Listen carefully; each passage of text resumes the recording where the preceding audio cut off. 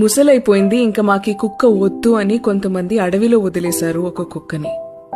ఆ కుక్కని దూరం నుంచి పులి చూసి, ఆహా ఇదేదో కొత్త టైప్ కుక్కలా ఉంది, నేను వెళ్ళి దీన్ని తినేస్తాను అని స్ట్రాటజిక్గా మెల్లగా ఆ కుక్క వైపు నడుస్తోంది. ఇది అబ్జర్వ్ చేసిన కుక్క వెంటనే లేచి ఆ ఏరియాలో క్యాషువల్గా నడుస్తున్నట్టు నడిచి అక్కడేవో బోన్స్లా కనిపిస్తే అవి చూస్తూ తనలో తను గట్టిగా అనింది, ఇది మొన్న తిన్న పులి తాలూకు ఎముకల్లా ఉన్నాయే అని. ఇది విన్న పులి భయపడి వెనక్కి తిరిగి వెళ్ళిపోయింది.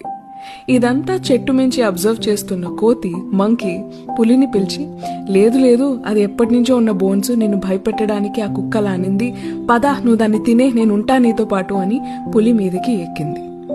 పులి మంకీ కుక్క దగ్గరికి వెళ్తున్నాయి. కుక్కకి అర్థమైపోయింది సీన్ ఏంటో.